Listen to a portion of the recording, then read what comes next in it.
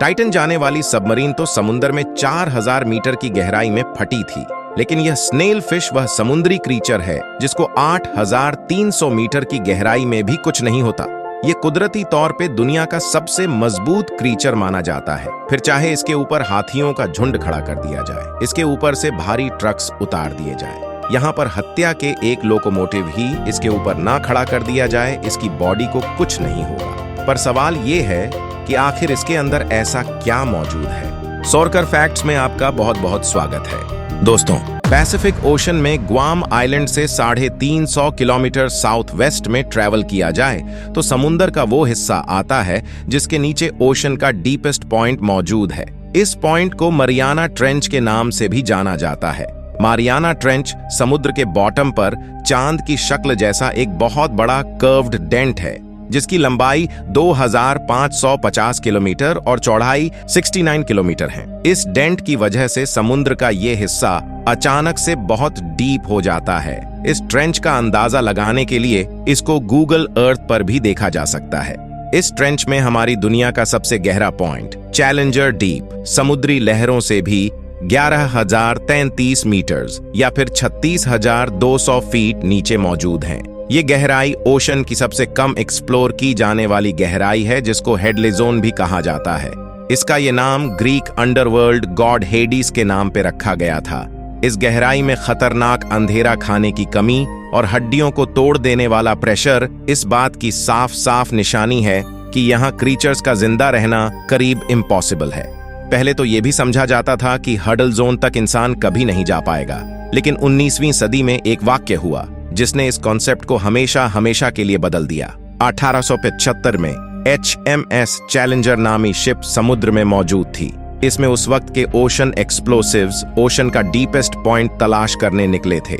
एक जगह पर आकर उन्होंने रस्सी पर वजन लटकाकर उसको समुद्र में फेंका। ये नोटिस किया गया कि रस्सी नीचे जाती जा रही है, लेकिन डीपेस्ट पॉइंट अभी तक नहीं आया।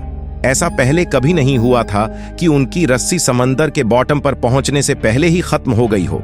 इस खबर ने पूरी दुनिया के ओशन एक्सप्लोरर्स को डरा के रख दिया। मारियाना ट्रेंच ओशन का सबसे गहरा पॉइंट था, ये जानना ही सिर्फ काफी नहीं था। यहां तक पहुंचने के लिए कई बार कोशिशें की गई, लेकिन ये गहराई किसी को अपने करीब भी आने नहीं देती थी। चैलेंजर डीप की डिस्कवरी के 85 सालों के बाद 1960 में 2 लोगों ने यहां तक जाने की हिम्मत मांगी, जैक रिकॉर्ड और नेवी लेफ्टिनेंट डॉन बोंगे। ये कारनामा उन्होंने टीयर्स नाम सबमर्सिबल में बैठकर अंजाम दिया। उनका ये 5 घंटों का सफर ढेर सारे चैलेंजेस से भरा हुआ था। 5 घंटे सिर्फ जाने के और बकाया 5 घंटे वापस ऊपर आने के। इस गहराई में पानी का प्रेशर सी लेवल से करीब 1000 टाइम्स ज्यादा होता है। उनके सफर के दौरान सबमरीन की खिड़की का शीशा क्रैक हो गया था, जिसकी वजह से चैलेंजर डीप पर वो सिर्फ 20 मिनट ही गुजार पाए और फिर उनको वापस ऊपर आना ही पड़ा। बेशक उन्होंने इस पॉइंट पे सिर्फ थोड़ा सा वक्त ही गुजारा था, लेकिन वहां उन्होंने जो देखा उसने साइंटिफिक कम्युनिटी को हिलाकर रख दिया। जिंदगी, जी हाँ, समंदर की सतह से 11,000 मीटर नीचे वो जिंदा मछली की एक किस्म देखकर हैरान रह गए। आपको यहाँ बताते चलें कि चैलेंजर डीप इतना गहरा है कि अगर माउंट एवरेस्ट को भी वहां रख दिया जाए फिर भी उसकी पीक समंदर की सतह से 2 किलोमीटर अंदर ही होगी। यहाँ पानी का प्रेशर करीब 16,000 PSI होता है, यानी सिर्फ 1 स्क्वायर इंच के एरिया पर पड़ने वाला वजन 7,250 kg। खैर, वक्त की कमी की वजह से उनको चैलेंजर डीप से फौरन निकलना पड़ा, लेकिन इस ट्रिप ने ओशन एक्सप्लोरर्स और बायोलॉजिस्ट्स के लिए एक बहुत बड़ी मिस्ट्री खड़ी कर दी। आखिर हेडल जोन में जिंदगी मुमकिन कैसे है, जहां न ऑक्सीजन है न सूरज की रोशनी। समंदर की इस गहराई में जाकर रिसर्च करना एक इम्पॉसिबल टास्क होता है। इसलिए 1996 में जापान में एक रोबोटिक सबमर्सिबल काइको के नाम से तैयार की। इस मिशन को काइको मिशन का नाम दिया गया, जिसमें इस सबमर्सिबल को चैलेंजर डीप तक भेजकर सैंपल्स कलेक्ट करके वापस आना था। काइको ने ओशन फ्लोर के कुछ सैंपल्स कलेक्ट किए, जिनको जब टेस्ट किया गया तो मालूम पड़ा कि समुद्र का बॉटम अजीब किस्म के बैक्टीरिया से भरा हुआ है। ऐसे बैक्टीरिया जो आज से पहले कभी देखे नहीं गए थे। लैब टेस्ट से मालूम पड़ा कि ये बैक्टीरिया की एक बहुत अजीब किस्म है जो हाई प्रेशर में भी जिंदा रहने की काबिलियत रखती है। नॉर्मली जमीन पर फोटोसिंथेसिस के जरिए प्लांट्स एनर्जी बनाते हैं, यानी सनलाइट, पानी और कार्बन डाइऑक्साइड के जरिए। लेकिन समुद्र की गहराई में जिंदगी का होना अगर पॉसिबल है तो वो इन्हीं बैक्टीरिया की वजह से है। बैक्टीरिया केमिकल प्रोसेस के जरिए कार्बन डाइऑक्साइड और पत्थरों के मिनरल्स को अब्सॉर्ब करके एनर्जी और ऑक्सीजन बनाते हैं कि इस प्रोसेस को कीमोसिंथेसिस कहा जाता है। ये नोटिस किया गया बैक्टीरिया की वजह से बनने वाली एनर्जी समंदर की इस गहराई में मौजूद दूसरे क्रिएटर्स के लिए मेन एनर्जी सोर्स का बायस बनती है। ये एविडेंस इस बात को साबित करने के लिए काफी था कि हेडल जोन में जिंदगी वाकई में मुमकिन है। मरियाना ट्रेंच में हैरतअंगेज तौर पे सबसे गहराई में रहने वाली मछली को भी देखा गया है, जो कि एक स्नेल फिश है। क्योंकि ये हेडडाल जोन में रहती है, इसी वजह से इसको हेडडाल स्नेल फिश भी कहा जाता है।